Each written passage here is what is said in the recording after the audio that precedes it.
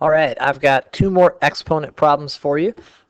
These came from a homework quiz that you have seen or will see in class, but I thought, in any case, whether you had seen it or not, that I would give you some more time to look at them because I think these are interesting problems that take some time.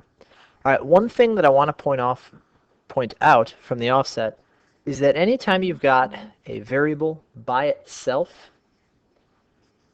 you can write that as, for example here, z to the first or y to the first. That's going to help you when you start multiplying exponents.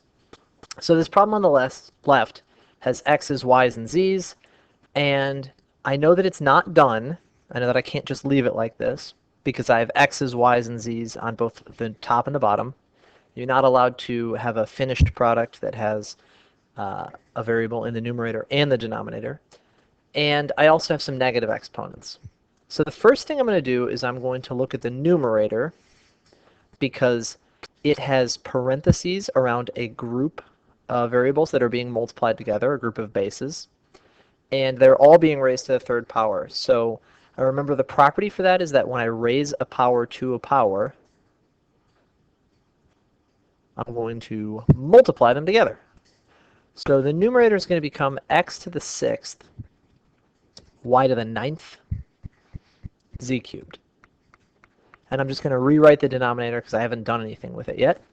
X to the seventh, y to the negative 3, and z to the negative 5. Now remember, you're allowed to look at these as three different problems. A problem about the x's, a problem about the y's, and a problem about the z's.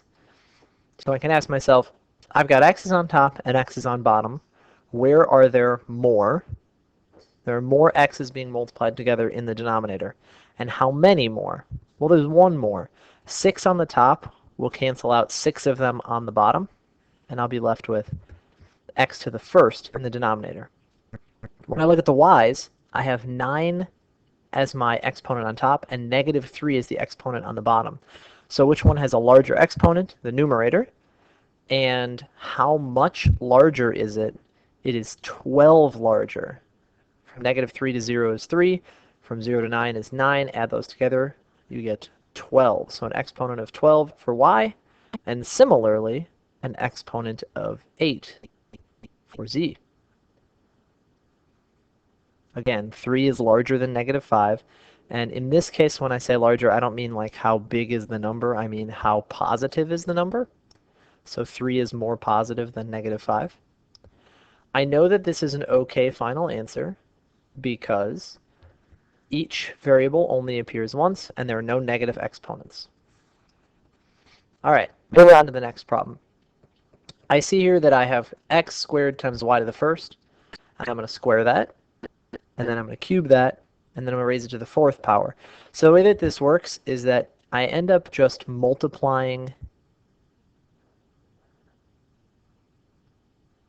each power through.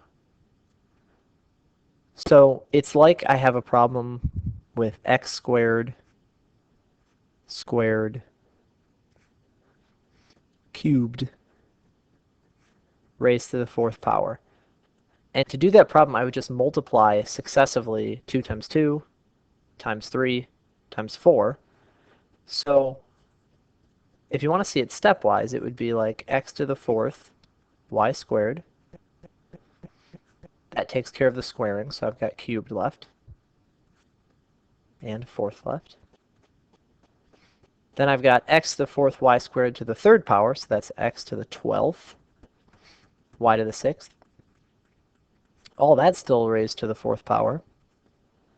So I've got x to the 48th, y to the 24th. I'm working from the inside to the outside. You can think of this as being x squared y raised to the 24th, because that's what 2 times 3 times 4 is. All right, so I've got two more problems for you to look at. You should pause the video, and I'll put the solutions up in a second. So now is a good time to pause. All right, I really hope you've paused because the answers are coming up. Here they go. If you've got a question about either one of these problems, especially how do we get from here to here, I would be happy to answer that if you ask.